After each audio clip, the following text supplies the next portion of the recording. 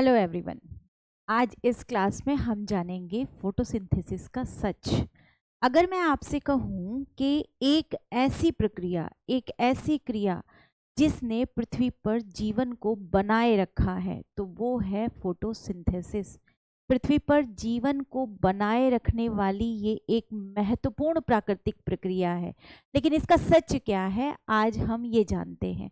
सच हम किसके अकॉर्डिंग जानेंगे? सच हम जानेंगे अपनी परीक्षाओं के अकॉर्डिंग। तो जल्दी से देखते हैं कि जैसे कि आपको पिक्चर में दिखाई दे रहा है, एक है सूरज, एक है पौधा, और वहां से ऑक्सीजन निकल रही है और कार्बन डाइऑक्साइड आ रही है। अक्सर फोटोसिंथेसिस के प्रोसेस से जो आने वाले प्रश्न हैं, बच्चे उनका गलत आंसर करते हैं क्योंकि बहुत सारी चीज़ें उनके दिमाग में गलत बैठी हुई हैं।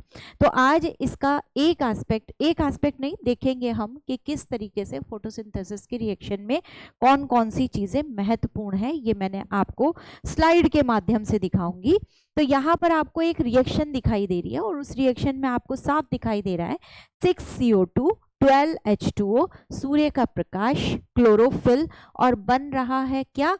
बन रहा है ग्लूकोज, जिससे निकल रही है क्या? निकल रही है ऑक्सीजन निकल रही है। और ये क्या निकल रही है? यहाँ पर पानी, वाष्पोत्सर्जन की हानि हो रही है। पानी मतलब वाष्प के रूप में निकल रहा है, तो वाष्पोत्सर्जन हानि भी हो रही है, मतलब जल भी यहाँ से निकल रहा है वाष्प की फॉर्म में। तो सबसे पहले तो मैंने आपसे कहा कि ये पृथ्वी पर जीवन की को बनाए रखने वाली एक महत्वपूर्ण प्रक्रिया है। पूरी पृथ्वी को भोजन देने वाली प्रक्रिया है।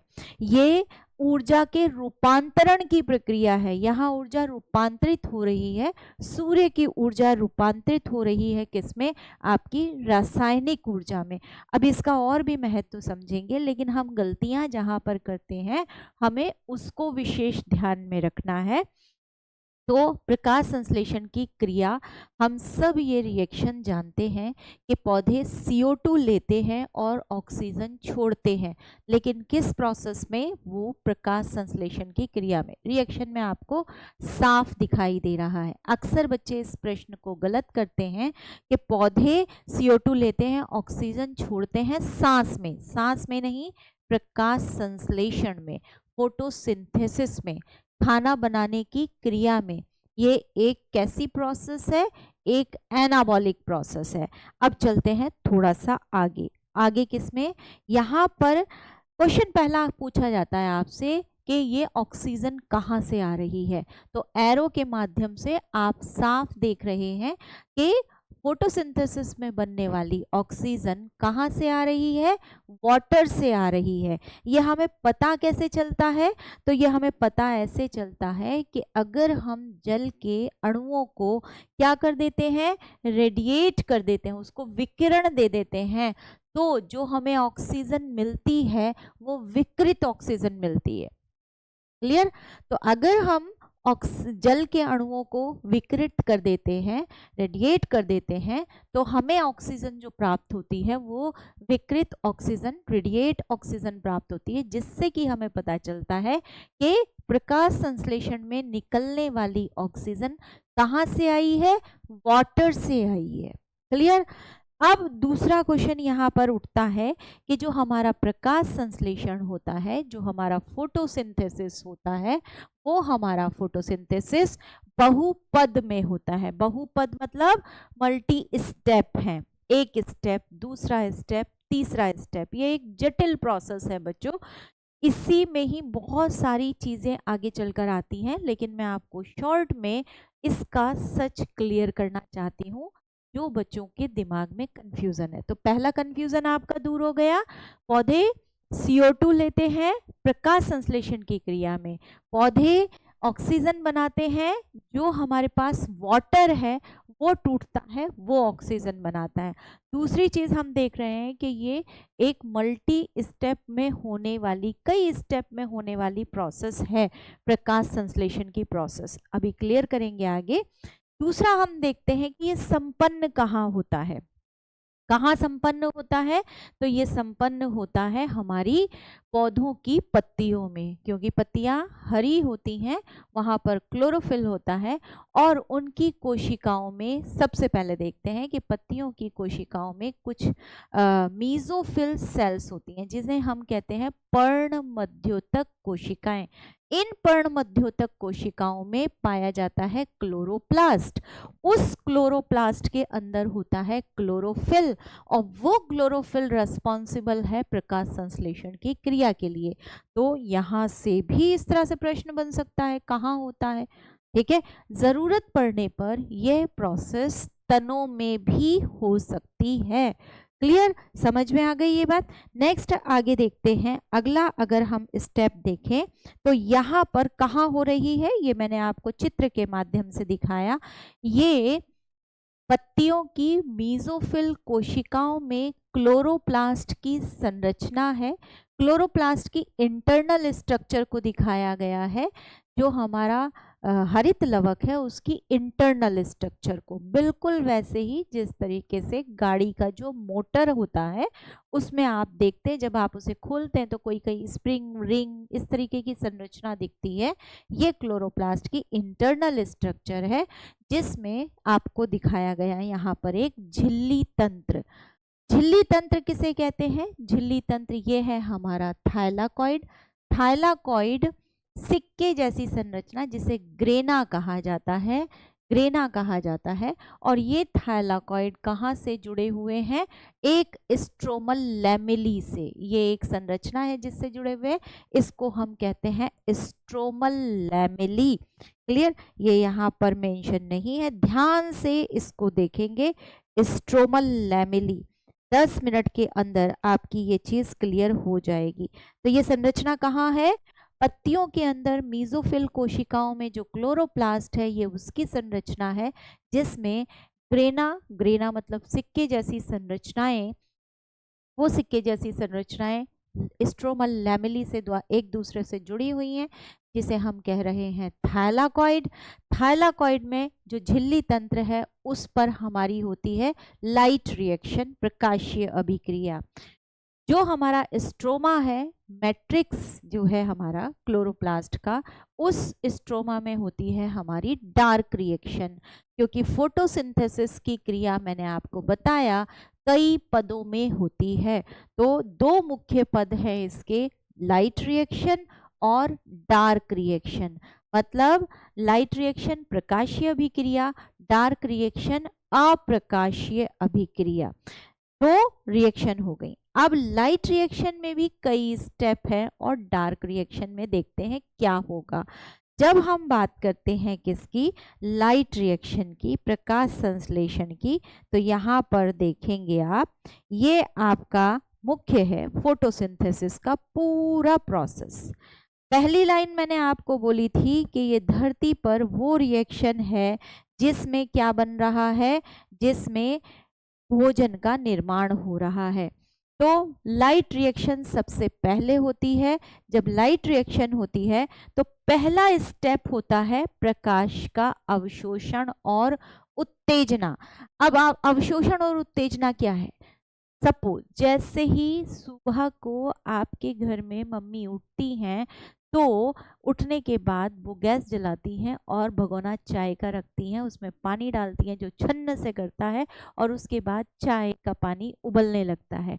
आप कहते हैं वाओ चाय बन रही है। सेम उसी तरीके से क्लोरोप्लास्ट के अंदर जो क्लोरोफिल पाया जाता है, वो क्लोरोफिल पर जैसे ही सूर्य की किरणें पड़ती हैं, क्लोरोफिल एकदम उत्तेजित हो जाता है और उससे बहुत सारे इलेक्ट्रॉन निकलने लगते हैं।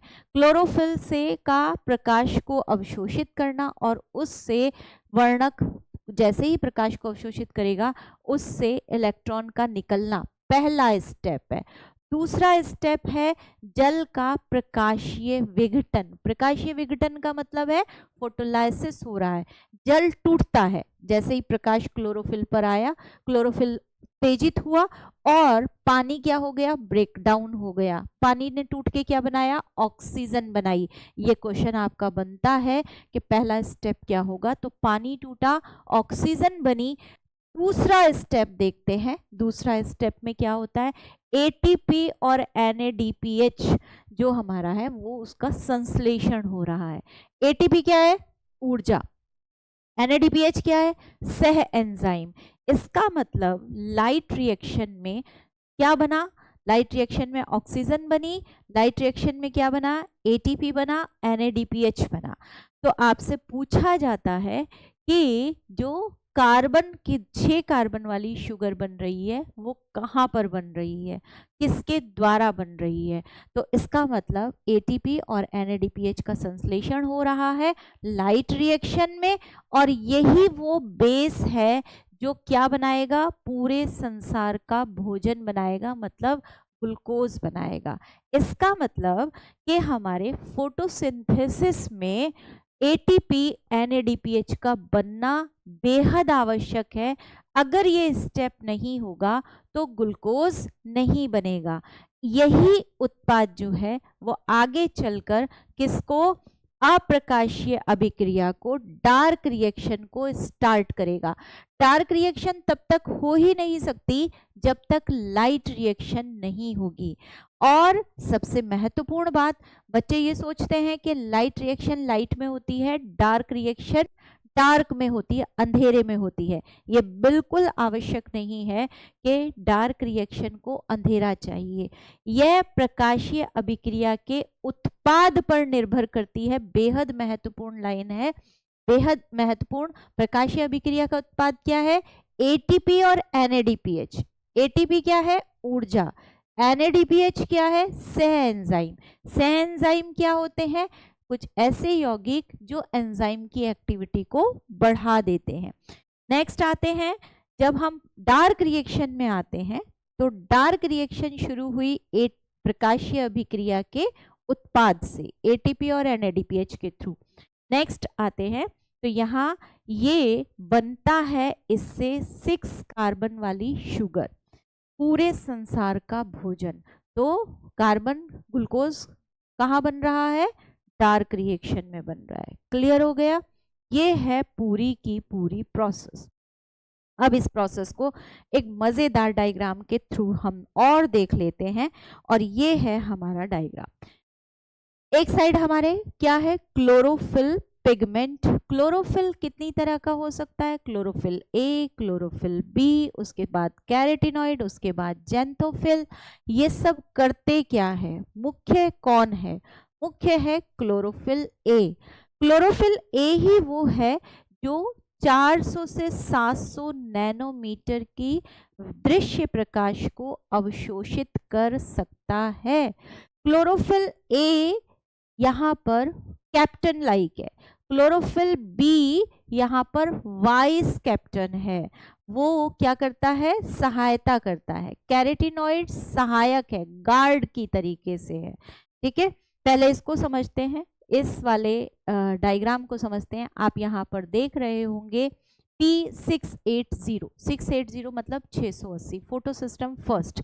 जैसे ही सूर्य की किरणें कहाँ पर पड़ती हैं, लाइट हार्वेस्टिंग कॉम्प्लेक्स पर पड़ती हैं। छोटी छोटे पिगमेंट का एक कॉम्प्लेक्स है जो लाइट को एब्जॉर्ब कर रहा है। लाइट को एब्जॉर्ब करके ये लाइट किसको दे रहा है, ये लाइट दे रहा है फोटो सिस्टम 680 को। जैसे ही लाइट इस पर पड़ी, रिएक्शन सेंटर, इसको ऐसे समझिए, रिएक्शन सेंटर, जैसे ही सूर्य उगा, लाइट पड़ी, कहाँ पर पड़ी, यहाँ पर LHC पर पड़ी, लाइट हार्वेस्टिंग सिस्टम पर पड़ी। छोटे छोटे पिगमेंट हैं, ये लाइट को पहुंचाते हैं यहाँ पर दूसरे रिएक्शन सेंटर तक। जैसे ही लाइट रिएक्शन सेंटर तक पहुंचती है, इससे इलेक्ट्रॉन निकल जाता है। डायग्राम में आपको साफ क्लियर हो रहा है। तो क्लोरोफिल ए कैप्टन है और पिगमेंट उसके क्या है, सहायक पिगमेंट है। अब यहाँ से प्रश्न बनता है कि प्रकाश संश्लेषण सबसे ज्यादा किस में होता है, तो नीले और लाल में। प्रकाश संश्लेषण में अवशोषण किसका हो रहा है, अवशोषण मतलब एब्जॉर्ब कौन सा किया जा रहा है, नीला और लाल। ऑक्सीजन किस में मुक्त हो रही है, नीले और लाल पर मुक्त हो रही है। ये चीज समझ में आई आप लोगों को। अब यहाँ पर एक और डायग्राम के थ्रू आप देख सकते हैं कि जैसे ही सूर्य की किरणें इस फोटो सिस्टम हार्वेस्टिंग कॉम्प्लेक्स पर पड़ रही हैं, लाइट हार्वेस्टिंग कॉम्प्लेक्स जो उसको एब्जॉर्ब कर रहा है, वहां से फौरन इलेक्ट्रॉन निकलता है। तो मैंने आपको बताया ना, जैसे ही सूर्य का प्रकाश पड़ता है, सूर्य का प्रकाश पड़ते ही क्लोरोफिल क्या होता है, उत्तेजित होता है, उससे इलेक्ट्रॉन निकलता है। जब तक ये इलेक्ट्रॉन नहीं निकलेगा रिएक्शन स्टार्ट नहीं होगी, आगे की प्रोसेस नहीं होगी। जैसे जैसे क्रिया बढ़ती चली जाती है यहाँ पर इलेक्ट्रॉन आगे चलते चले जाते हैं। इसलिए जब हम फोटो सिस्टम पढ़ते हैं तो उसमें हम इलेक्ट्रॉन परिवहन तंत्र भी पढ़ते हैं, जिसको हम किसी अन्य वीडियो में समझेंगे। आज हमारा मेन उद्देश्य इस सच को समझना है कि डार्क रिएक्शन में ज़रूरी नहीं है अंधेरा ही हो, ठीक है। फिर दूसरा हमें ये समझना है कि फोटोसिंथेसिस की प्रोसेस में पहला स्टेप होता है लाइट का अवशोषण और उत्तेजना से इलेक्ट्रॉन का निकलना, वाटर का ऑक्सीजन मुक्त करना, एटीपी और एनएडीपीएच का बनना। जो हमारा ग्लूकोज है वो बनता है डार्क रिएक्शन में, और ये आगे रिएक्शन जब बढ़ती है तब ये ग्लूकोज हमारा बनता है, ठीक है। तो इसके थ्रू हमने ये समझ लिया। एक डायग्राम और है जिसमें आप चीजें समझ लेंगे। ये देख रहे हैं छोटे छोटे पिगमेंट हैं, येलो कलर के दिखाई दे रहे हैं। These are light harvesting complex.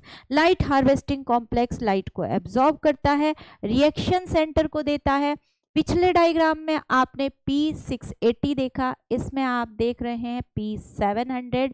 ये है photo system first and photo system second, जिसको हम किसी अन्य वीडियो में समझेंगे। अन्य किसी नेक्स्ट जो आपके लिए वीडियो आएगी उसमें मैं ये समझाऊंगी what is photo system first and photo system second.